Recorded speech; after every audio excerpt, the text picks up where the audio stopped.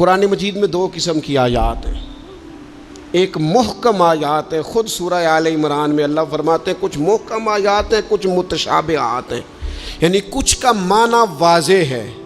قل هو اللہ احد، کہو کہ اللہ، اس کا معنی واضح ہے نا، یہ محکم ہے۔ کچھ متشابہات ہے، جیسے ید اللہ، اللہ کے ہاتھ، یہ اللہ کے تو ہاتھ ہی نہیں، یہ متشابہ ہے۔ اللہ فرماتے ہیں کچھ آیتیں محکم ہیں، کچھ متشابہ، وہ جن کے دلوں میں کجی ہے نا، جن کے دل ٹیڑے ہیں، وہ متشابہ کے پیچھے پڑتے ہیں، متشابہ کے۔ یہ جو آپ کو ملنگ ملیں گے نا، ملنگ، وہ آپ سے پوچھیں گے اے اصلی نماز کیڑی ہوندی ہے؟ سبحان اللہ، انہوں نے آکو وہی جڑی 5 ویلے پڑھی دی ہے، وہ پتہ نہیں ان اصلی کیڑی لئی پھر دینے۔ یہ متشابہ باتوں کے پیچھے۔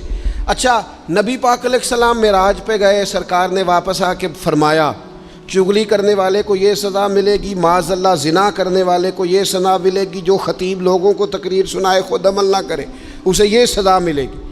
ان باتوں پر وہ توجہ نہیں کرتے کہ سرکار نے یہ بیان کیا۔ فرمایا میں دیکھ کے آیا ہوں سود کھانے والے کو یہ سزا ملے، اس پر توجہ نہیں۔ وہ پوچھتے کیا ہیں؟ کہتے ہیں یہ بتائیں براق جس پہ حضور بیٹھ کے گئے تھے اس کا رنگ کیسا تھا؟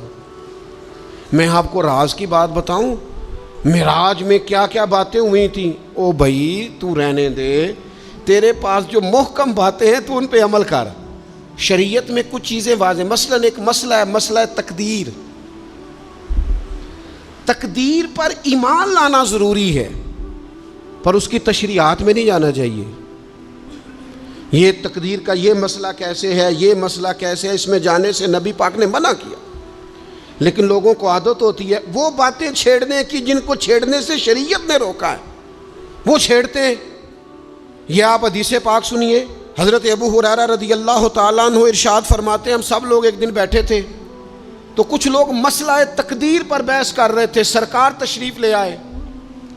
فرماتے ہیں حضور نے ہمیں وہ باتیں کرتے سنا مسئلہ تقدیر پر، تو نبی کریم صلی اللہ تعالیٰ علیہ وآلہ وسلم کے رخسار مبارک، یہ حضرت ابو ہریرہ کے لفظ ہیں، فرماتے ہیں حضور کے غصے سے مقدس رخسار اتنے سرخ ہو گئے جس طرح کے انار نچوڑ دیا ہو رخساروں پر، جلال آیا نبی کریم کو۔ اور رسول اللہ صلی اللہ تعالیٰ علیہ وآلہ وسلم نے ارشاد فرمایا تم سے پہلے لوگ اس لیے ہلاک کر دیے گئے کہ وہ ایسی باتوں پر بحث کرتے تھے جن پر بحث کرنے سے اللہ نے منع فرمایا ہے۔ اور حضور فرمانے لگے کیا میں اس لیے مبعوث ہوا تھا؟ کیا تمہیں اس لیے حکم دیا گیا تھا کہ تم بحث کرو گے مسئلہ تقدیر پر؟ متشابہ میں الجھ گئی ساری قوم، ایسی باتیں ڈھونڈ کے لاتے ہیں، لوگ ان کا مزہ لیتے ہیں، کہتے ہیں جی یہ بات تو سارے مولوی کرتے ہیں، انوکھی بات کریں۔ انوکھی بات کون سی ہوتی ہے؟ بات وہی ہے جو اللہ نے قرآن میں بیان کی ہے، رسول پاک نے اپنے فرمان میں بیان کی ہے۔ آپ چھپی ہوئی باتوں کی ٹو میں نہ پڑیں، جن باتوں سے منع کیا ہے۔ 2 دفعہ قسم اٹھائی ہے نبی پاک نے، 2 دفعہ رسول اللہ صلی اللہ تعالی علیہ وسلم نے قسم اٹھا کے فرمایا میں تمہیں قسم دے کے کہتا ہوں مسئلہ تقدیر میں بحث نہ کرنا، میں تمہیں قسم دے کے کہتا ہوں مسئلہ تقدیر میں بحث نہ کرنا۔ او خدا کے بندو، جن باتوں سے ہمارے نبی پاک نے ہمیں قسمیں دے کے روکا ہے ان باتوں میں الجھتے ہو۔ معرفت دی گل، معرفت کی ہوندی ہے؟ معرفت وہ ہے جو تمہیں قوال بتائیں گے، گویے بتائیں گے تمہیں معرفت۔ ہمارا قوال جی رات کو جی وہ توحید بیان کرتا ہے، وہ کفر بکتا ہے ظالم، اور تم کفر سنتے ہو۔ توحید وہ ہے جو میرے اللہ نے قرآن میں بیان فرمائی ہے، قل هو اللہ احد اللہ الصمد لم یلد ولم یولد ولم یکن لہ کفوا احد۔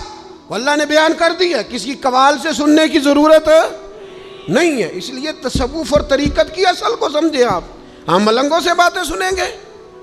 تو میرے عزیز کبھی بھی ان چکروں میں نہ پڑے، متشابہات میں آپ الجھ گئے۔